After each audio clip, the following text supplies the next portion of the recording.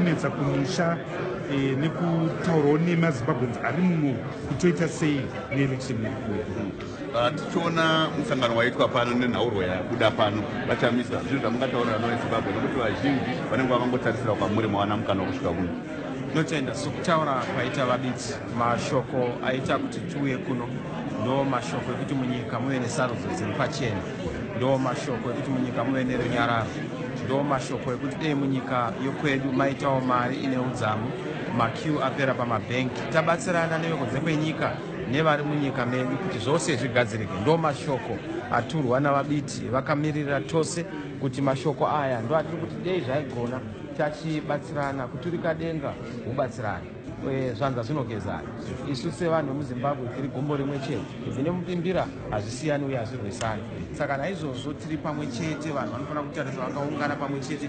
Ndo nyaya yataudza vazhinji vanga vachiteerera. Chatinakidza ndechekuti tateererwa zvinomwisa mvura kubva kune mabhizimusi vatiteerera, vane mari dzavo, vane homwe dzakadzikadzika dzokuti dzinopa nyemwerero kuvana vezimbabwe vari kutiteerera. Mukatarisawo vakazvimirira vega vari kutiteerera, mukatarisa hurumende nestate department nemamp avo, masenators nemacongressmen vari kutizarura misuwo yavo. Pamwe tinodovhurirwa mawindo tototi aiwa tingadi kupinda imomo nokuti takuda kudzokera kumusha kunoita basa, kuitira kuti titanga kuudza vanhu munyika macampaigns edu, mapolicies edu, kuudza vanhu zvatinomirira nezvatakanangana nazvo takatarisana ne2018.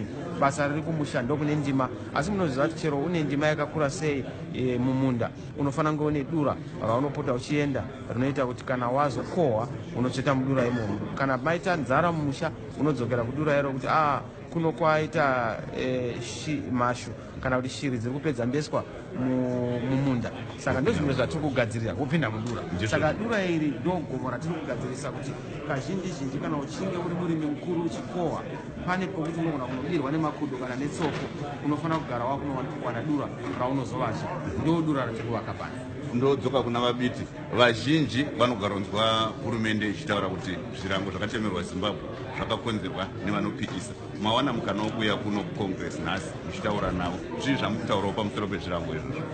I think ndoda kupamhidzira pane nyaya yabatwa navachamisa, inyaya yekuti goodwill kudiwa ushamwari hwatinawo as opposition as MDC alliance hwatarakidzwa pano patripi, madhoo atavhurirwa patinombotaura kumarari paya tichiti tine makii ekufambisa nyika yedu hakusi kunyepa. The kind of goodwill we have seen on this trip, maofisi mamwe atapinda asingapindiki anotyisa, atirakidza isu kuti goodwill yatinayo as opposition yakasimba. Ndosvika kumubvunzo wenyu, isu zvatiri kutaura ndezvekuti ngativakei Zimbabwe.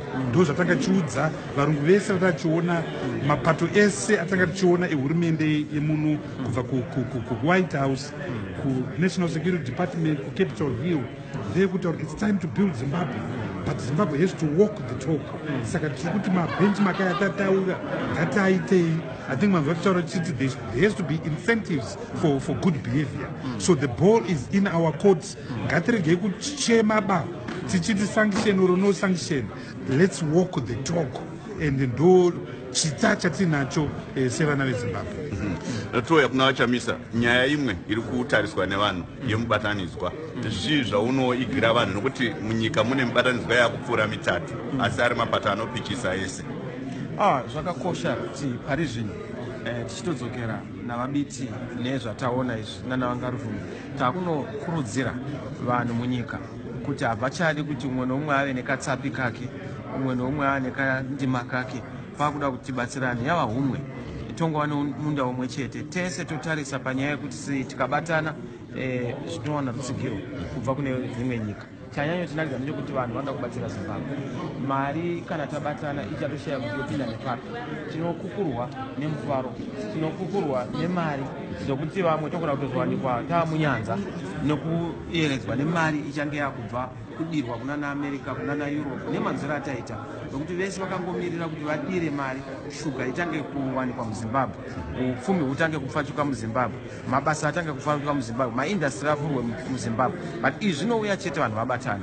ndosaka isiti isu vanopikisa kupikisa zviri kuti tifana kungorwisana nevezanu-pf kupikisa kuti tifana kuvawo nemazano akanaka ndo mazano atiri kutsveta kuti vezanu-pf isusu vese vari mualternative movement tobatana pamwe chete towane chinhu chimwe chete toenda kusarudzo dzedu dziri pachena pasina anorohwa pasina anourawa anenge ahwina tokorokotedzana akundwa obatsira anenge aripo ari muofficial opposition zvinhu zvedu tichienda mberi ndo zvinoita nyika yakavandudzika nyika yakarwa hondo nyika ine rusununguko nyika ine rugare nyika ine gutsa ruzhinji ndo zvatakutarisira ndo nyaya yatawira pano donzo redu tichibva muno tichidzokera kuzimbabwe tiri kunodzokera nemasuitcase emufaro nemasuitcase elimbiso dzatapuwa nemasuitcase nematrangi mhiko dzatapuwa nemhinduro dzatapuwa dzinoita kuti tikabatana kuzimbabwe nyika yedu inosimuka zvakanaka. Vabiti nyaya imwe iri kunyanyotaurwa nevanhu mauto ari mumigwagwa vamwe vakutovapomera mhosva dzekutyora kodzero dzevanhu imi sebato rinopikisa mubatanidzwa weMDC Alliance zvizvi zvamuri kutaurawo pamusoro paizvozvo? I think manzwa tichitaura tichishandisa chirungu chekuti let's now have a roadmap to legitimacy. Ngatichidzokerai kubumbiro remutemo, ngatichidzokerai kuti nyika inotongwa nemunhu asina uniform, inotongwa nemunhu asina pfuti. Hungu zvakaitika muna November 14 na15 zvakakosha, asi zvakakosha kuti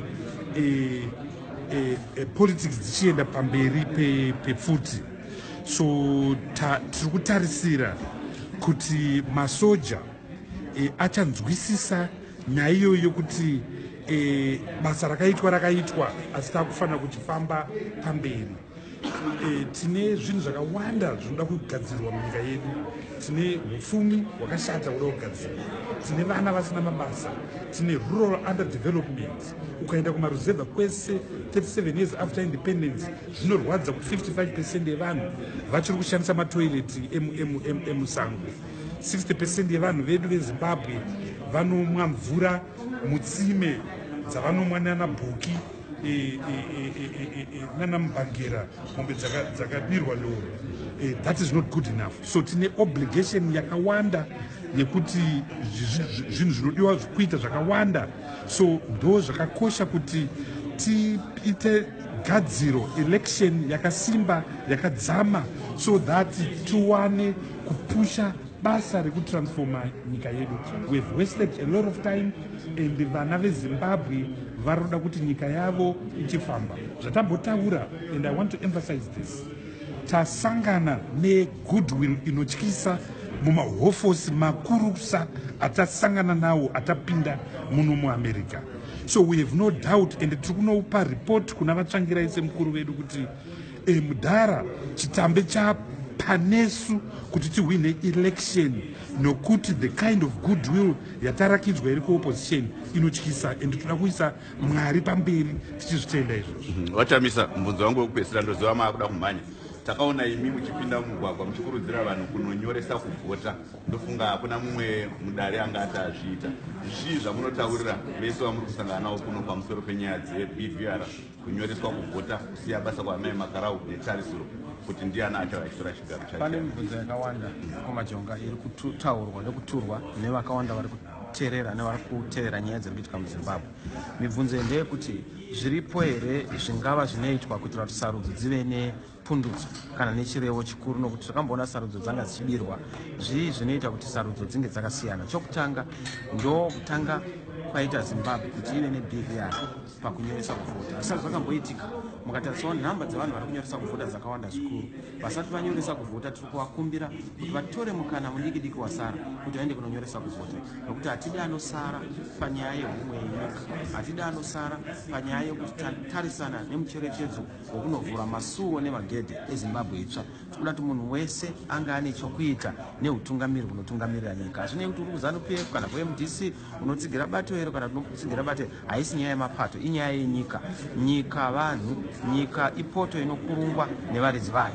Muridzi wechoto unoonekwa nembare chero dzikasvika nokumusana. Saka munhu wese ngaaite chimbi bata mupfupi bata murefu kuenda kunonyoresa kuvhota. Ndo soko ratiri kupa, ende chinotifadza ndechekuti ndekuno kune dzimwe nyika vari kuti vakamirira uye vane chido chokuti vavandudze nekuzadzikisa nyaya yekuti sarudzo dziitwe zviri pachena. Saka tiri kufara zvikuru, ende ndo mashoko atichanopa kwete kuna vatsvangira ichisa president wedu, asi chanopa kunyika, nokuti munoziva muparamende nebasa rokupa nyika. Naivo Mnangagwa semutungamiriri uchangopinda anofanira kupuwa mukana wokuti anzwisise nyaya iyi, nokuti nyaya iyi yakakosha zvikuru yokuti shoko risvike kune munhu wese. Toda kuvaka nyika yedu, asi nyika kuti tivake ubatana.